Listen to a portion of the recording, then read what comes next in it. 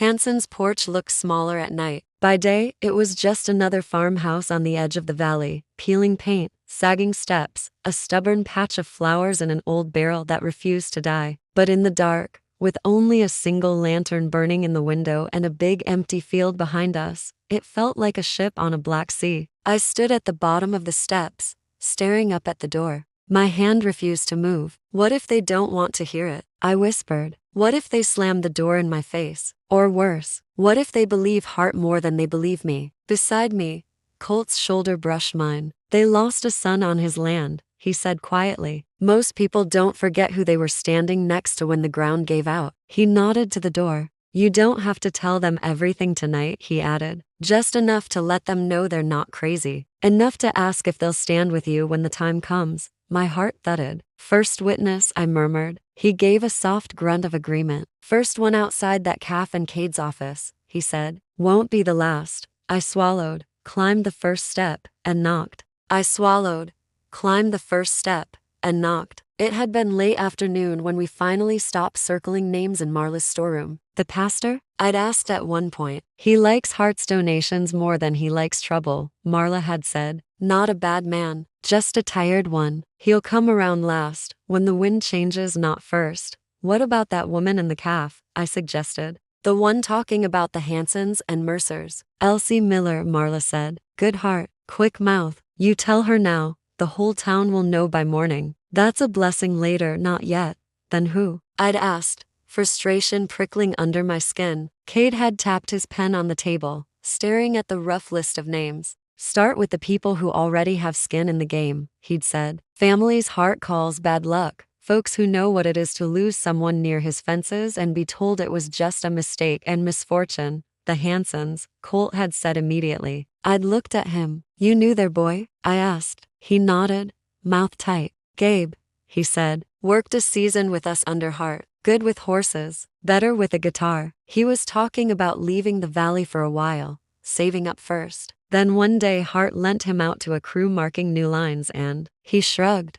But the movement was stiff. He never came back. Hart said he fell, Marla added quietly, off the East Ridge. Ledger called it work-related accident. And the family? I asked. Got a payment and a warning, Cade said. This valley doesn't need more rumors. They stopped coming into town for a while after that. Only saw Mr. Hanson on supply days, and he didn't say much. My chest tightened. They're the ones we go to first, I'd said, surprising myself with how certain my voice sounded. If anyone deserves to see Hart's pattern before a judge does, it's a family he already turned into a line item. Cade had nodded. I'll tell them I'll need their words when the judge comes through, he'd said. But it'll mean more coming from you. From someone else. He almost turned into paper. So now, here we were, standing on their porch in the dark, while the rest of the valley ate supper and digested Hart's lunchtime performance at Marla's.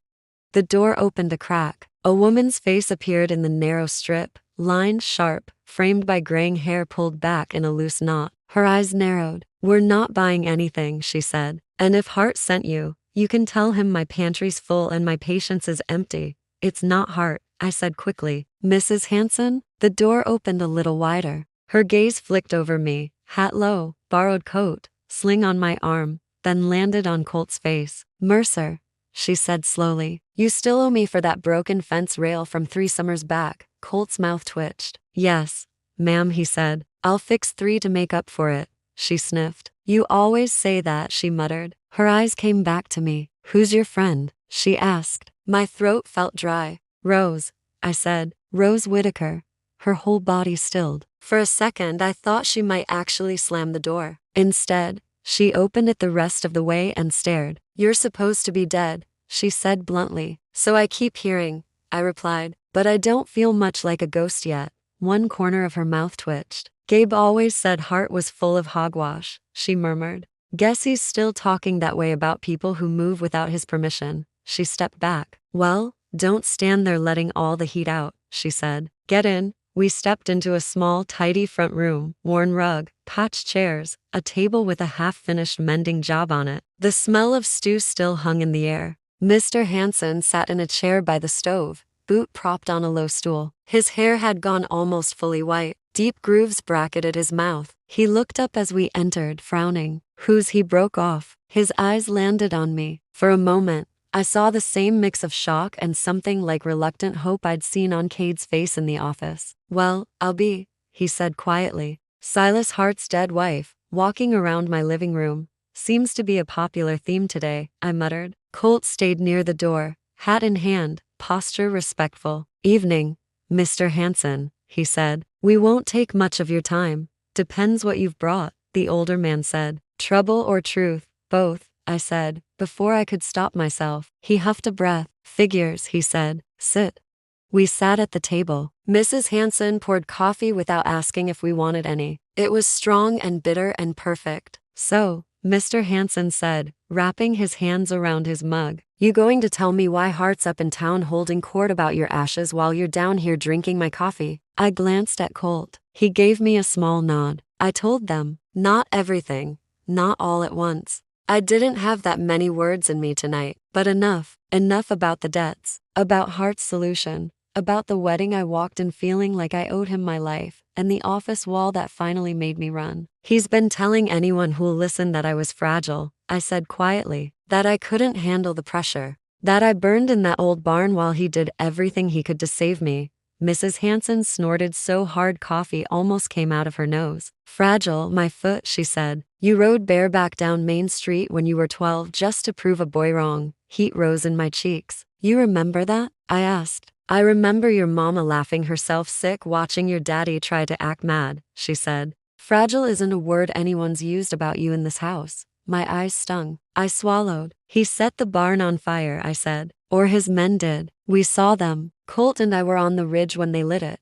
Mr. Hanson's jaw tightened. Hart men, for sure? He asked. For sure, Colt said. We watched them, heard them, calling it sentimental rot. The older man's hands clenched around his mug. And the sheriff? He asked. He just let them do it? No, I said quickly. Cade's trying. He's the one who wrote my statement. He locked it in his safe. He asked us to come to you. Mrs. Hanson's brows shot up. Cade Walker finally pulled his head out of Hart's pocket. She asked. Well, miracles do happen. There's more, Colt said quietly. He reached into his coat and pulled out the small wrapped bundle Cade had given back to him for tonight. Luke's buckle, the chain, and a rough sketch of the creek and fence lines. He laid them on the table one by one. We found these near the creek bend, he said, out where Luke went missing. Chain in the mud, buckle near one of Hart's new posts. Mr. Hanson's gaze sharpened. Luke's, he said, recognizing the initials. I remember that thing. Boy was proud as a rooster when he made it. Hard to lose something like that unless someone pulls it off you, Mrs. Hanson murmured. Colt nodded. And the chain? Mr. Hanson asked. Downstream, Colt said, near some bones. Can't swear it's human, but it doesn't look like a place where anyone would tie off a horse or a gate. Silence fell. Mr. Hanson reached out and ran a callous thumb over the buckle, then the edge of the chain. My boy fell on Heartland, he said finally. That's what they told me. Said the ridge gave under his horse. Said he broke his neck. Nobody though, no grave. Just a bag of coins and a warning not to spread tall tales. His jaw worked. And now you come in here telling me there are chains in creek beds and fences moved a few feet at a time, he went on. And that same man who spoke pretty at my door is up in town telling folks his wife's too crazy to have lived through her own panic. He looked at me. Are you crazy, girl? He asked bluntly. No, I said, voice steady. Just tired of being told I don't see what I see. He held my gaze for a long moment. Then he nodded. Good, he said. We've got enough crazy drifting around this valley without blaming the ones who call it by its right name. If you've ever had to sit at someone's kitchen table and tell them that what they feared in their bones might actually be true, you know how heavy that coffee can feel in your hands. If you want to hear what the Hansons give us, and what happens when Hart's riders show up while we're still there, make sure you're subscribed so you don't miss this next part. And tell me in the comments, would you want to know the truth about a loved one's accident, even if it hurt more? Or would you rather keep the story you were given? Mrs. Hanson stood abruptly and moved to a small chest against the wall. She opened the top drawer and rummaged, muttering under her breath. I told you to burn that thing, Mr. Hanson said quietly. And I told you I'm not in the habit of burning proof, she shot back. Just because a man with money doesn't like what it says. She came back with a folded, yellowed piece of paper, laid it gently on the table. This came 2 days before Gabe fell, she said. Hart delivered it himself. Called it a contract adjustment. Gabe brought it home mad enough to spit nails. Colt unfolded it carefully. I leaned closer. The handwriting was neat. Too neat. Silas Hart's. As discussed, it began. Continued employment is contingent upon full compliance with land improvement projects and discretion regarding internal matters. Any further talk of unsafe ridges or stolen fence lines will be considered grounds for termination and forfeiture of pending wages. My stomach turned. He tried to blow the whistle, I whispered, and Hart shut him down. Gabe told us what he'd seen, Mrs. Hanson said softly. Said posts were being moved. The said men were being told to keep their mouths shut. He wanted to quit. Said he'd take odd jobs till he could get out of the valley. Her eyes glistened. I told him to give notice first, she went on, to at least get what they owed him. The next morning, he rode out to work like always. Never came home. Mr. Hanson's voice was rough. When the men brought that bag of coin, he said, Hart said it was back pay, plus a little extra to ease the loss. Said it'd be cruel to make us look at what was left. He looked at the letter. I wanted to take this straight to Cade, he said. But when I mentioned it, Hart's men told me if I started stirring up trouble, I might find the bank calling in our note early. Said they'd hate to see us lose the house on top of losing the boy. Mrs. Hanson's mouth tightened. So we folded, she said, sat quietly. Let folks call it bad luck and slippery dirt. And I've hated myself for it every day since. She pushed the letter toward Colt. You keep it, she said. If the sheriff's finally ready to look past Hart's shine, he's going to need more than your say-so and my regrets. Colt took it with a care that felt almost reverent. Thank you, he said quietly. Mr. Hanson looked at me. And what do you need from us? He asked. Besides coffee and things that hurt to say out loud, I swallowed. When the judge comes through, I said, Cade's going to ask for statements. Not just his, yours, Marla's, maybe others. We can't promise what that judge will do with them, but if we don't speak, all he'll see is Hart's neat handwriting and my name under a ring I never really agreed to. Mrs. Hanson's chin lifted. You'll have ours, she said, in ink and in person. Mr. Hanson nodded slowly. I don't have much left Hart can take from me that he hasn't already tried, he said. If telling the truth gets me tossed off this land, well, maybe it'll keep someone else from falling off his. A lump formed in my throat. Thank you, I whispered. He studied me. Don't thank me yet, he said. You're the one walking straight into the line of fire. We're just finally admitting where the bullets came from. We didn't get long to sit with what we'd just done. Hoofbeats crunched outside. Not the slow, wandering steps of someone riding home late. Purposeful, direct, right up to the front gate. Mrs. Hanson's eyes snapped to the door. We're not expecting anyone, she said. Colt was already on his feet. That'll be Hart's boys, he said quietly. They've been making rounds, checking who's upset enough to talk. Mr. Hanson swore under his breath. Back room, he said, jerking his chin toward a narrow doorway off the kitchen. Now. Colt's hand found my elbow. We slipped through the doorway into a small pantry, shelves of jars and sacks, the smell of flour and dried herbs thick in the air. There was a thin line of light where the door didn't quite close all the way. We could see slivers of the front room. The knock came, sharp and familiar. Evening. Hanson's, a man called. Boss sent me to check in. The older couple moved slowly, deliberately. Mrs. Hanson wiped her hands on her apron, smearing flour all over it. Mr. Hanson leaned more heavily on his cane. He opened the door. Evening, he said flatly. One of Hart's riders stood on the porch. Trent, if I remembered right. Younger than most. Eager in all the wrong ways. He took off his hat, but his eyes were already scanning the room behind them. Just making sure you're all right, he said. Been a rough day for the valley. Boss likes to know his people are coping.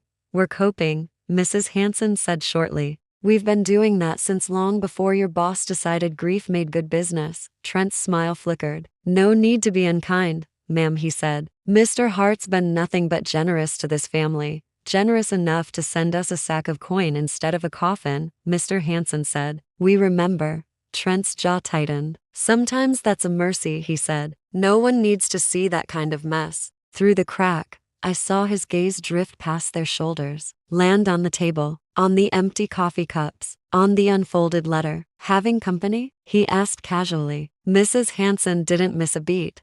Mercer stopped by, she said. Brought us some news from town. Sheriff's shutting down the search. Says Hart's ready to go back to counting his cows. Trent's eyes narrowed. Mercer, huh? He said. He is still walking that creek, stirring up ghosts? The boy's grieving his brother, Mr. Hanson said. Have you ever lost somebody like that? Makes the ground talk louder than you're used to. Trent's gaze lingered on the letter. What's that? He asked. Old Bill, Mrs. Hanson said. Just reminded us why we don't buy from certain folks anymore. Trent stepped one foot inside. My breath hitched. Colt's hand found mine in the dark, squeezing, warning me to stay still. Trent tilted his head, listening. For a second, I was sure he'd hear my heartbeat banging against my ribs. Then his attention shifted to the mantel, to a framed photograph. Gabe Hanson, younger and smiling, arms slung around a horse's neck. You know Hart feels really bad about what happened with Gabe, Trent said. I talked about him today in town. Called him a good boy in a hard world.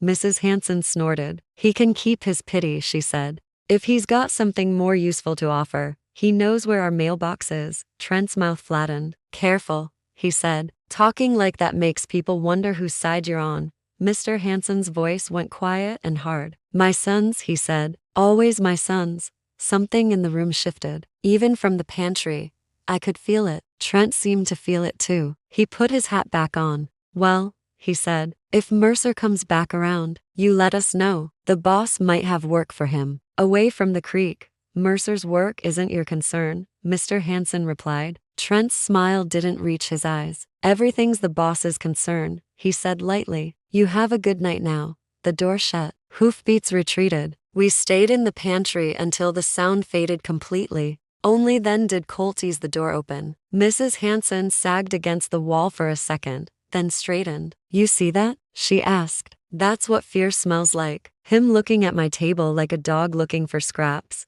You did well, Colt said quietly. He didn't see more than you wanted him to. Mr. Hanson blew out a long breath. He saw enough to know we're not singing Hart's tune as loud as he'd like, he said. That'll put us on his list. We're already on it, Mrs. Hanson replied. Have been since the day Gabe rode out and didn't come home. She looked at me. You all should go, she said, before he gets curious enough to circle back. We slipped out the back, cutting through the small kitchen garden and across the field. The night felt sharper now, like the air itself knew we'd just made a choice we couldn't unmake. Colden tied the mare from the small stand of trees where we'd left her and helped me up. As we rode toward the faint line of the main track, I glanced back. Mrs. Hanson stood on the porch, arms folded, watching. She raised a hand in a small, firm wave. I lifted mine in return. Colt nudged the mare into a smooth lope once we hit the road. Think he suspected? I asked. Trent, Colt said. He knows something's shifting. Not what yet. Will he tell Hart? I pressed. Of course, Colt said. That's his favorite hobby. The road narrowed as it wound between low hills. Stars glittered above, bright and indifferent. We were halfway to town when I heard it. Hoofbeats. Behind us. Faster than they should have been for a quiet night ride. I stiffened. Colt, I murmured. We're not alone. He'd already heard it. Hang on, he said. He guided the mare off the main track into a wash of shadow where an old tree leaned over the ditch. Slide off, he told me softly. Down that side. Stay low. I obeyed, heart pounding, sliding down into the shallow dip, my boots crunching softly on dry grass. He swung down after me, tying the mare's reins to the branch with a quick knot. Then he stepped in front of me, positioning himself between me and the road, his body blocking the view from anyone riding past. The hoofbeats grew louder. One rider, not a group. The clink of tack. The jingle of a harness decoration I recognized. Trent. He slowed near where we'd left the road, horse snorting. I held my breath. Colt stayed perfectly still, hand resting casually on the mare's neck as if he were just a man giving his horse a moment. Mercer?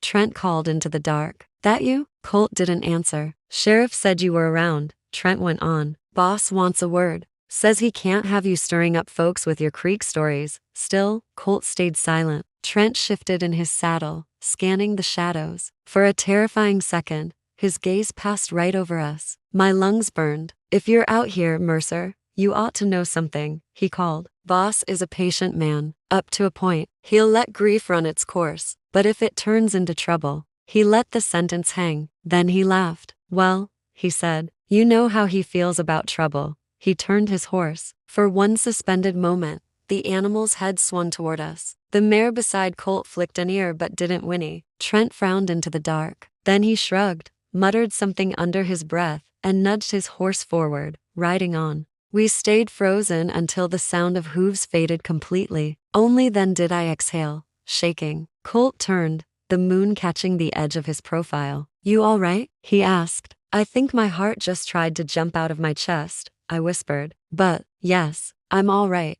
He reached out and brushed a stray strand of hair back from my face, fingers lingering a moment longer than necessary at my temple. "You did well," he said softly. "No sound, no movement. You'd make a decent outlaw." "I'm going for honest woman with a pulse," I said weakly. "Outlaw sounds like too much paperwork." He huffed a little laugh. Then his expression sobered. "If Trent was out here, it's because he doubled back," he said. "Hansons weren't the only ones he was checking on." "You think he guessed we were there?" I asked. "I think Hart told him to start watching any house where grief and suspicion overlap," he said. And that list just got a lot longer. By the time we reached the outskirts of town, the lamps in most windows had been turned low. Marla's calf still glowed warm, light spilling onto the street through lace curtains. We slipped around back, up the stairs into the storeroom. Cade was waiting in the chair by the door, hat tilted back, eyes closed. "You look like you slept," I said. "I was listening with my eyes shut," he replied, opening them. "How'd it go?" I sank onto the cot, suddenly exhausted. "They believed us," I said. "Or, they believed themselves again. They gave us a letter from Hart to Gabe, and they said they'll speak when the judge comes." Cade let out a breath. "That's more than I hoped for," he said. "Good. And Trent showed up while we were there," Colt added, sniffing around. "He knows something's off." Cade's jaw tightened. "Of course he does," he said. "Hart's boys can smell disobedience like blood." "He almost caught us on the road," I said. Colt hid me, pretended we were just shadows. Cade studied us carefully. "He sees your face?" he asked. I shook my head. "I don't think so," I said, "but he knows Mercer's not falling in line." Cade pushed to his feet, pacing once across the small room. "All right," he said. "Then we adjust. Hart's going to speed things up now. Press harder. Push the land sail. Maybe lean on the judge before he even gets here." He looked at the letter in Colt's hand. "Tomorrow, you bring me that," he said. "I'll add it to the safe. Line it up beside your statement, Rose. Then I'll start pulling every accident report I can find that smells like this." He paused. "From now on," he added, "assume any ride you take has eyes on it. Stick to back trails as much as you can. And if Hart calls a meeting about moving forward with the Whitaker land, we're going to have to decide whether to watch from the shadows or step into the light." The room felt suddenly smaller, tighter. "The judge is 3 weeks out," I said. "Can we wait that long?" Cade's gaze was steady. "I don't know," he said honestly. "But I do know this. Tonight, the Hansons stopped being alone in their grief, and Hart's boys started realizing people aren't nodding as easily as they used to." Colt leaned his shoulder against the wall. "Storm's coming," he said quietly. "It's already here," Cade replied. "Question is, when it breaks, are we going to be under Hart's roof, listening to his version, or standing on our own ground?" I looked out the small window. Across the street, in the dim reflection of Hart's darkened office window, I could see my own face faintly, soot-smudged, tired, alive. "I don't want to stand under his roof again," I said softly. "Not as a wife, not as a ghost. If I walk into that light, it's going to be as someone who chose it." Colt's hand brushed mine, warm and solid. "Then we'll make sure," he said. "Whatever happens next, you're not walking toward him alone." Tonight I sat at a kitchen table with 2 parents whose son fell off a ridge and never came home, and watched the way their eyes changed when someone finally said, out loud, that their grief wasn't just bad luck. They gave us a letter Hart never wanted anyone to see. Hart sent a rider to make sure their fear stayed in place. Colt pulled me off the road and into the shadows when that same rider doubled back looking for trouble. And now, tucked above a calf with the sheriff sleeping lit in a chair and the man I'm starting to love watching the street ace it might bite, I can feel it. The story Hart's been writing is starting to fray at the edges. If you want to hear what happens when he tries to sell my family's ranch, and whether I step into the light before or after he signs the papers, make sure you're subscribed so you don't miss episode 12, the season finale of A Bride on the Run. And tell me in the comments, if you were in my boots, Would you walk into that final confrontation in front of everyone or wait until the judge comes and try to fight this battle on paper first?